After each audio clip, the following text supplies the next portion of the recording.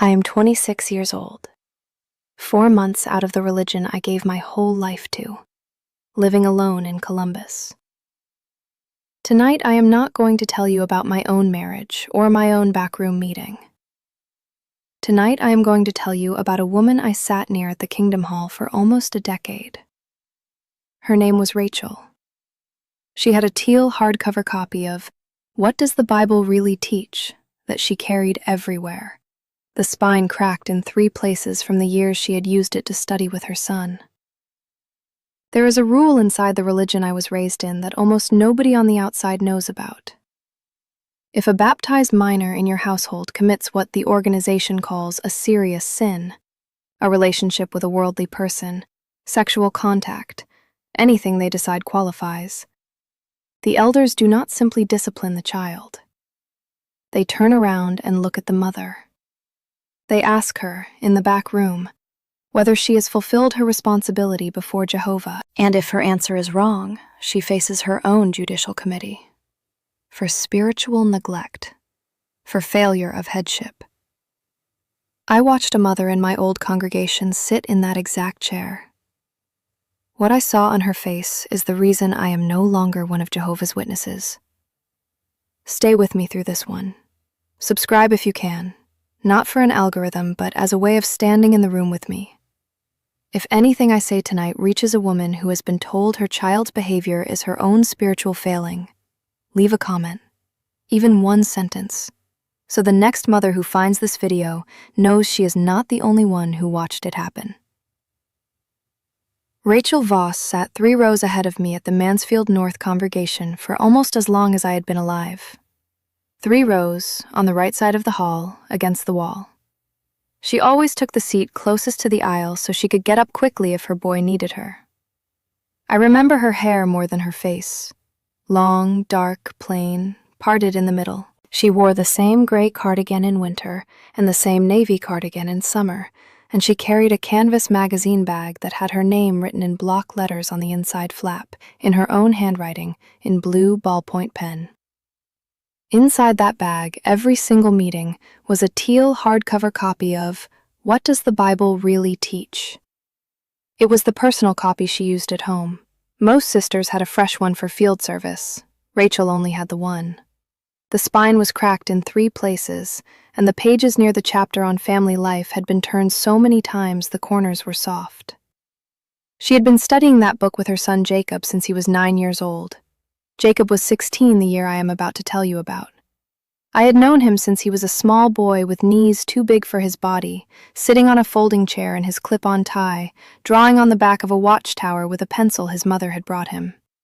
He was a quiet boy, the kind of quiet that sometimes meant peace and sometimes meant something else. Rachel's husband had died of a heart attack in the kitchen of their house when Jacob was 4. I remember the funeral. I was 11.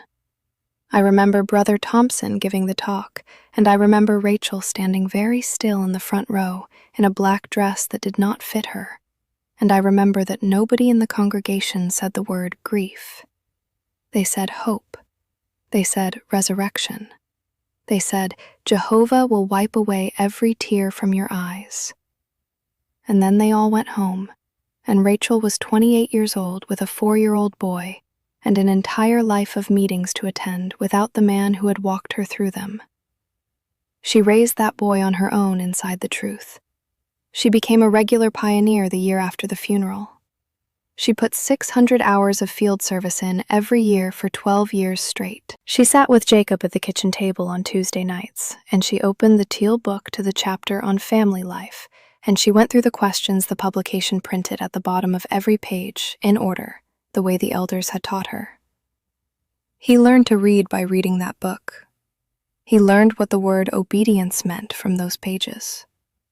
He learned that his father was not gone but only sleeping, and that one day soon, very soon, in the new system, his father would walk out of the ground and meet him in a paradise earth. Rachel told him this every Tuesday for 12 years. And I want you to understand something before I go any further. Rachel was not a fanatic. She was not a cold woman. She was a tired woman. She loved that boy. She had nothing else.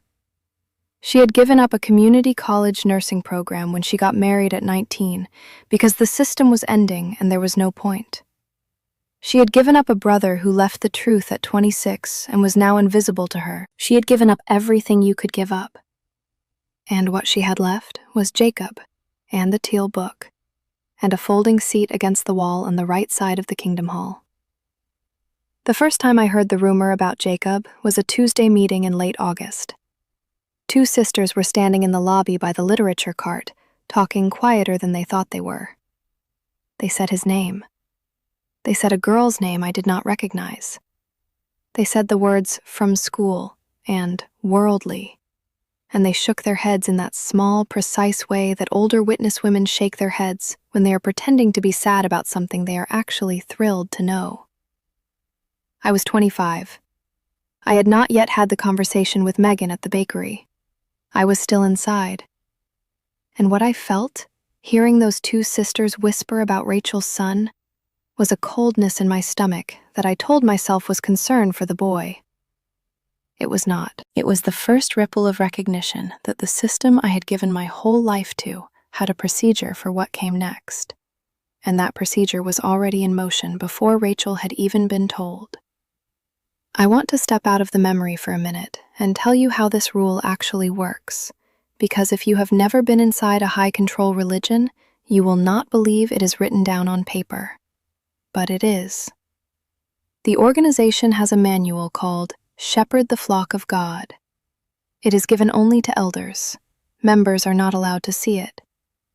It is the procedural handbook for everything the backroom does, and one of the sections of that manual deals with what they call parental responsibility. The doctrine, in plain language, is this: if a baptized child in your home commits a serious sin, the elders are not finished when they discipline the child. They look at the parent. Specifically, in a household without a baptized father, they look at the mother. They ask her whether she enforced the rules of Jehovah inside her home. They ask her whether she monitored her child's friendships. They ask her whether she knew, or could have known, what her child was doing. And if her answers do not satisfy them, she becomes the next case. They will not call it that. They will call it a shepherding visit, a counsel session, a meeting to discuss your spiritual health. But the structure is the structure of a judicial committee. 3 elders, 1 rectangular table in the back room, no windows, a box of Kleenex pre-placed on the table, a pre-typed questionnaire on a brown clipboard. The same room I sat in, the same chair I sat in. They lean on the doctrine of headship. They say a man is the head of the wife, and the parents are the head of the children, and where there is no man, the woman carries the weight of 2 heads. They say it gently. They say it with paternal voices. They say it the way Brother Thompson said everything to me. The soft-spoken way. The way that makes you believe for a moment that they are sad to have to ask. And then they put the question on the table. Did you fulfill your responsibility before Jehovah for this child? And the question is a trap. Because if you say yes, they ask you to prove it, and they will produce a list of things you did not do. Meetings the child missed, mornings of field service the child skipped, friends from school you did not report. And if you say no, you have just confessed to spiritual neglect, and they have the grounds to begin a judicial committee against you. There is a second mechanism inside this rule that almost nobody on the outside understands.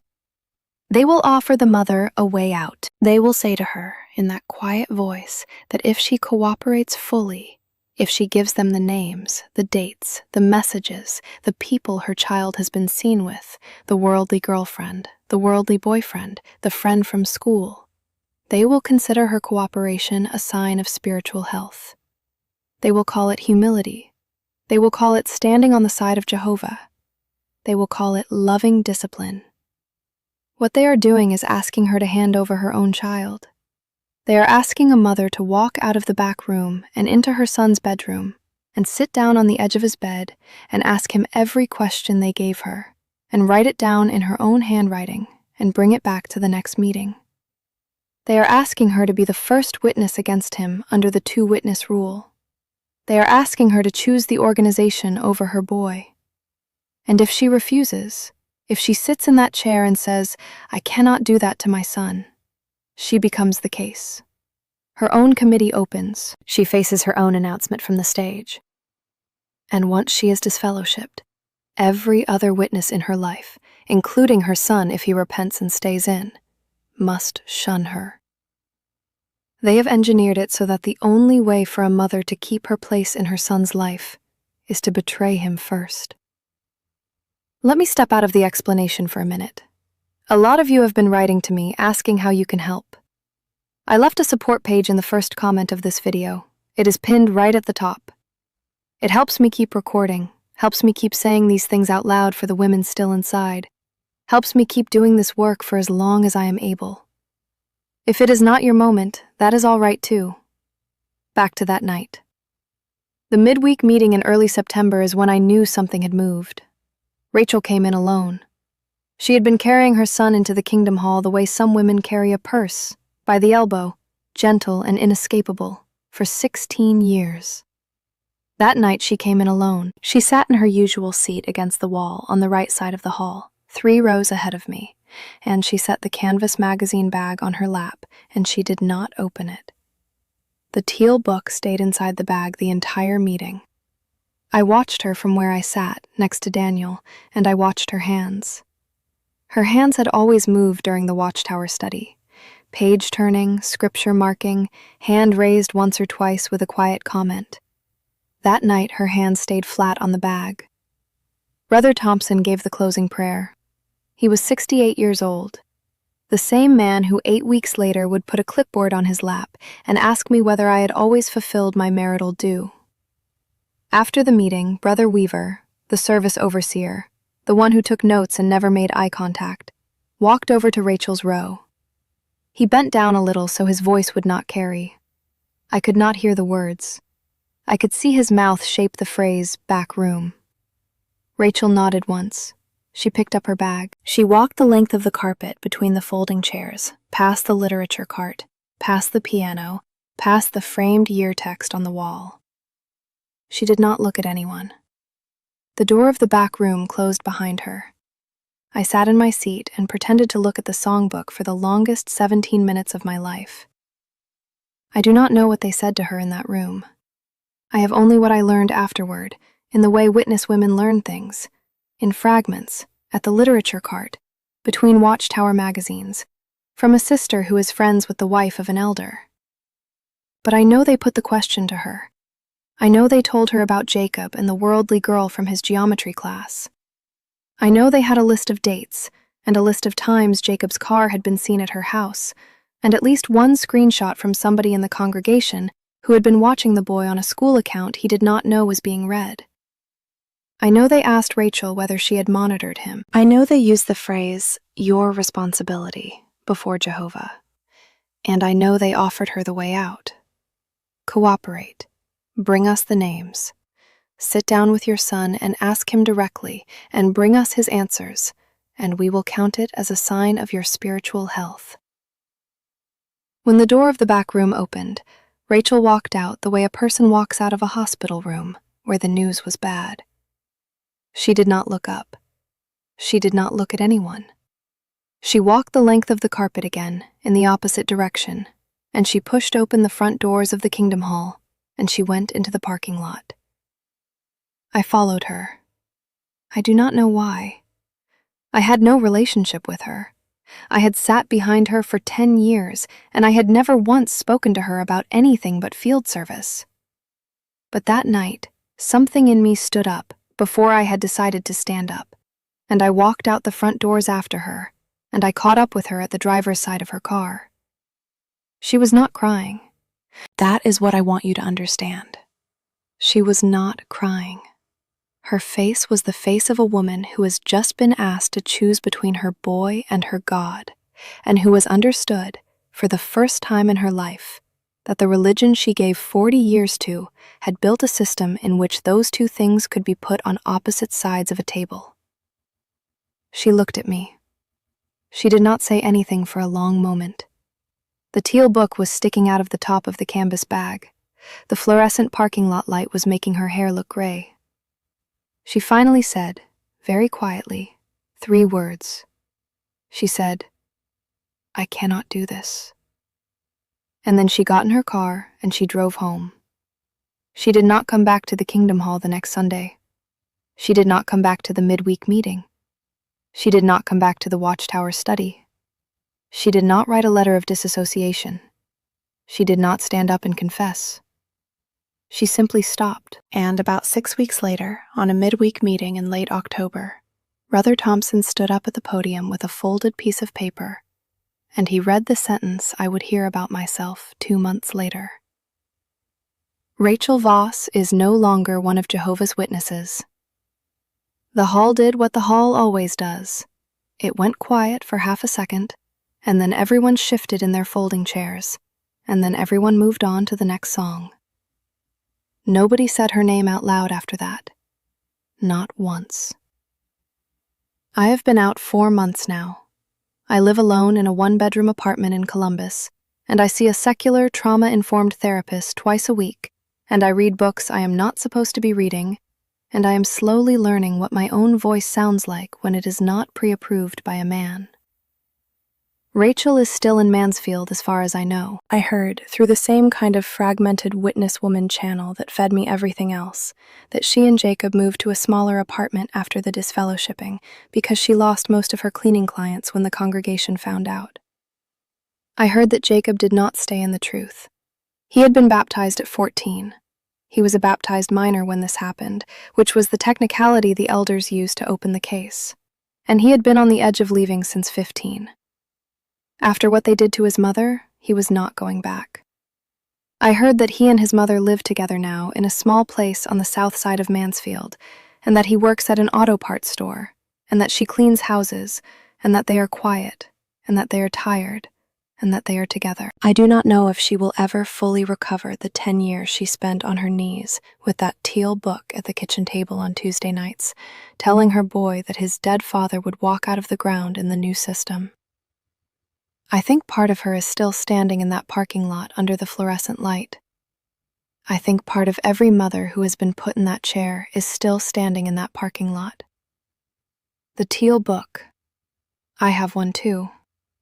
My copy is from when I was 12, the year before my baptism. It is in a cardboard box in a closet in my Columbus apartment, with the wedding program and the assembly badges and the meeting notebooks and the personal copy of The Secret of Family Happiness that my mother put on my bathroom counter the morning of my wedding. I have not opened it in 4 months. I do not know if I will ever open it again. I keep it because I do not believe in throwing away the evidence of what was done to me, or to Rachel, or to the boy who learned to read from those pages. The book is not the enemy. The system that handed it to a 28-year-old widow and told her it was a substitute for a husband, a community, a future. That is the enemy. The book was just the tool. There is a woman, somewhere, watching this video right now, who is in a kitchen with a publication open in front of her child. Maybe it is, what does the Bible really teach? Maybe it is the children's book with the flood pictures. Maybe it is the teen volume. And inside the religion, somebody has already started to whisper about her son or her daughter, and a Tuesday night is coming when a brother in a sport coat will bend down at her elbow and shape the words "back room" with his mouth. And she will follow him through that door, and a man with a clipboard will ask her if she has fulfilled her responsibility before Jehovah. If you are that woman, I want you to know what Rachel knew, and what it cost her to know it. They will ask you to choose between your child and your standing in the organization. There is no third option they will offer you. The third option is the one Rachel took. The third option is the one I took. The third option is the one your shunned sister, your shunned cousin, your shunned aunt has already taken. The option of refusing the question, of walking out of that room, of accepting the announcement from the stage and the long silence afterward, in exchange for being allowed to stand on the same side of the table as your own child. If you grew up in a religion that made motherhood a tribunal, that turned your love for your son into a piece of evidence to be cross-examined by 3 men in a back room. I see you. If you grew up watching your mother sit in that chair, or your sister, or yourself, I see you. If you stayed with me all the way through this one, thank you. The support link is pinned in the first comment if anything in this story reached you. Freedom hurts less than obedience. I promise you that.